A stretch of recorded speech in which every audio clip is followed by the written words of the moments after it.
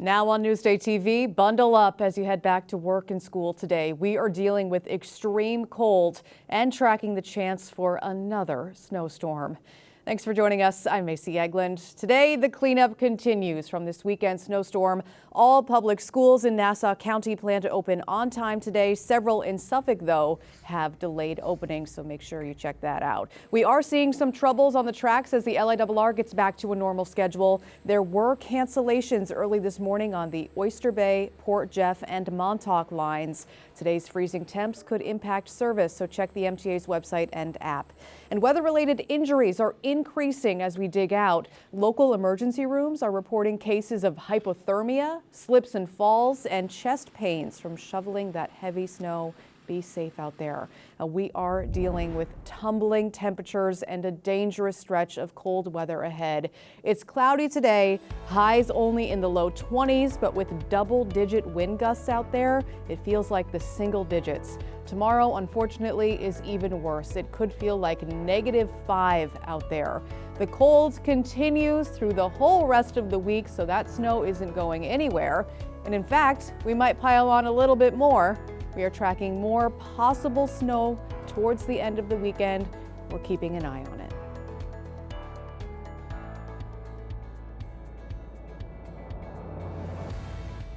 Long Island weather is brought to you by PTRC. The head of the harbor is getting help fixing flood-prone roads. The village was recently given a $50,000 state grant to review stormwater management on Hitherbrook Road and Thompson Lane. Nassau lawmakers approved an employee buyout program. Employees with more than 10 consecutive years of full-time service are eligible. The plan is expected to save about $30 million annually for the next 3 years. It still needs the approval of the county's state-appointed watchdog, NYFA. Lindenhurst is giving vets the green light to park there for free. The village passed a law allowing anyone with veteran plates to skip its parking meters. With the exception of LIRR lots, the parking perk can be used everywhere in the village. Well, the former Roslyn Cinema is being turned into retail space. It shut down during the pandemic and was sold last summer. Construction to convert it into commercial space will take another 2 months or so.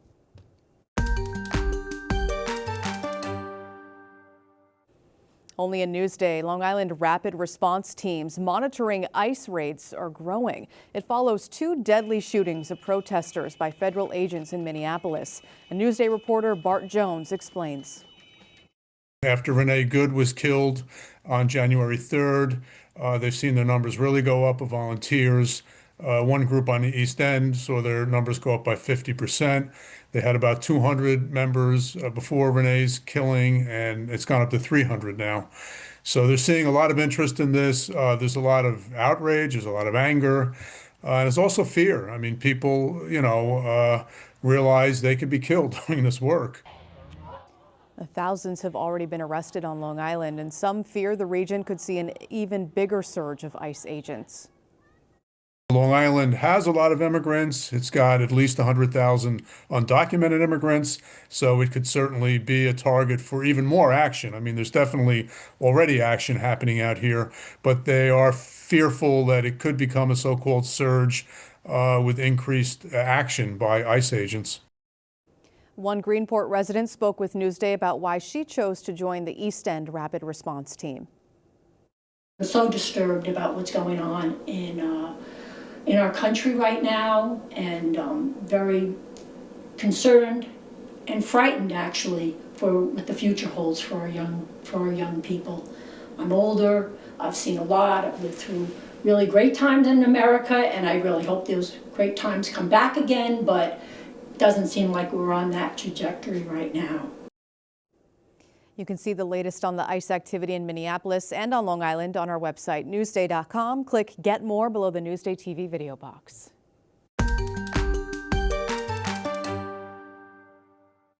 Only a Newsday, 40 years later, Long Islanders are reflecting on the Challenger disaster. Photojournalist Steve Faust and editor Alexa Covaney have that story. Everyone wanted to be a part of this. It was the biggest thing. Followed by Krista McCullough, Feature in Space.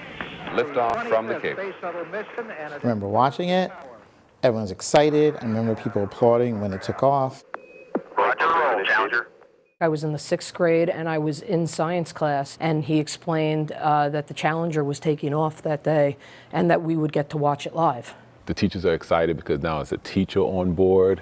And as a young man of color, we're excited because there's a man of color on board. We had no idea what would transpire. It should have been an exciting moment that just turned tragic. Roll program confirmed. 4 miles up, 8 miles out at the time of the explosion. Nancy and I are pained to the core by the tragedy of the Shuttle Challenger. We know we share this pain with all of the people of our country. This is truly a national loss. And I remember the explosion, and as a kid, you're looking at it like you can't process what's happening. You're too young.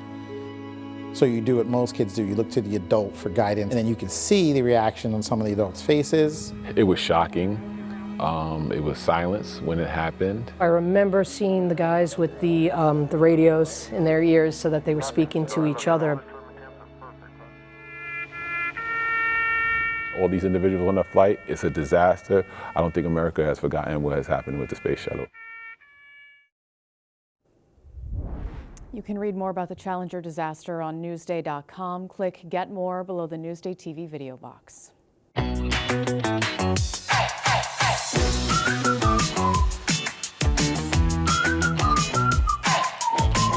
It's time to highlight the jobs you do. In today's LI Works, Ken Buffa sees what it takes to maintain an ice rink. Grab your skates, we're managing ice rinks. He says his role has many facets, but admits it does revolve around one large frozen oval. My name is Kevin McCormack, and I'm the general manager of Peconic Ice Rinks in Calverton, New York. I've been a manager in ice skating rinks for 40 years, and I love my job because every day I get to deal with wonderful customers, staff, and people every single moment of the day. Here, footwear is important, and if you're running the rink, you better know how to sharpen skates. Something McCormack says is part art and part patience. Because each skate gets 8 passes through the sharpening belt. That's exhausting. When you're not up front, you may be out back, checking out the commercial compressor systems. Heat comes out here to the compressor, and the compressor absorbs that heat and then rejects it out to the atmosphere. But everyone's favorite part of the ice rink experience has to be the ice resurfacer, which most call the Zamboni, which despite its slow speed is actually doing a lot of things very fast. So it shaves the ice, and then it picks that up and it puts it into a snow bin. After that, it washes the ice, and then the last thing is it puts water down to fill in all the cracks and imperfections that are in the ice surface. That's how much it got off the ice, off the rink, in this one pass? That was awesome! Despite all this, McCormack says a good rink has to have a great experience, which means customer service is key. I think a lot of it is customer service. We're all about entertainment, we're all about a customer service business. So it's a very, very busy place. And if you can carve some smiles into your day, he says your love for the rink business will never go cold. People are coming here to recreate and to have a great time and to be entertained, and you're providing that experience for them. Ken Buffa, Newsday TV. I don't know what's more fun, skating or driving the Zamboni. That's awesome. You can see more LI Work segments on our website, Newsday.com. Click Get More below the Newsday TV video box.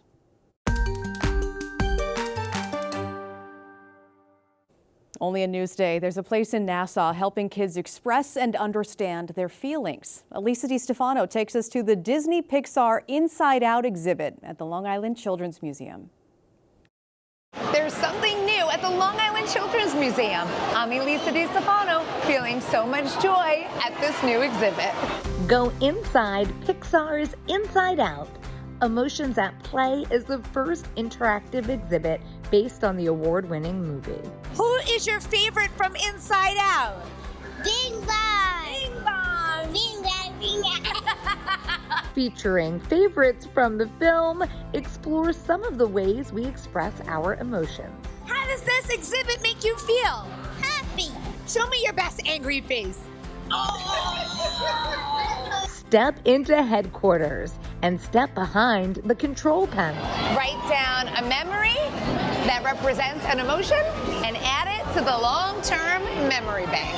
Children's memories create a glowing memory sphere. Did you feel like you were like inside the movie? Yeah. You did? Yeah. And what emotion does it have you feeling today? Joy. I like the different mirrors we can actually show different emotions. Plus, we watch Inside Out quite a bit. So it was nice to like actually get to like see like some of the little different stations in there. I thought was very cute. And it allows for kids and families to explore these different worlds of emotion and in many, many hands-on ways. Just supports the idea that we all have different emotions and how we express them, how we manage them, how we talk about them. It's just part of being human, and really doing it and supporting that engagement between parents and children is really important. There are activities and digital experiences so families can create core memories together. I love that this exhibit is really hands-on, so they were able to touch things and move things and be able to then put that into their own thoughts about their emotions. What are you feeling?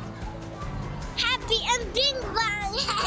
What are you feeling? Sad. They even have an emotion reader meter. The only time you'll feel sad is when it's time to go home. But do not fear, you can visit again. The exhibit will be here through May.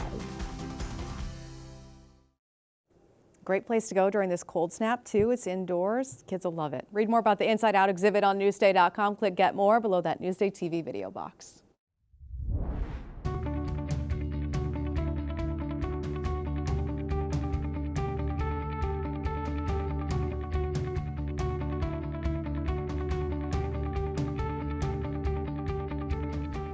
See more on these stories on Newsday.com and watch us streaming anytime on Local Now, YouTube, and the other streaming services you see here.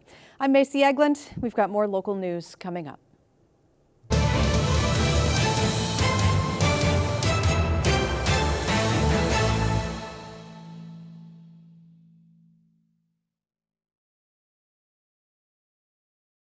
Newsday investigates why drivers continue to speed in such high numbers, the difficulties in enforcement, and what it'll take for drivers to slow down. Dangerous roads, deadly speeds. A Newsday investigation, now available at newsday.com/dangerousroads.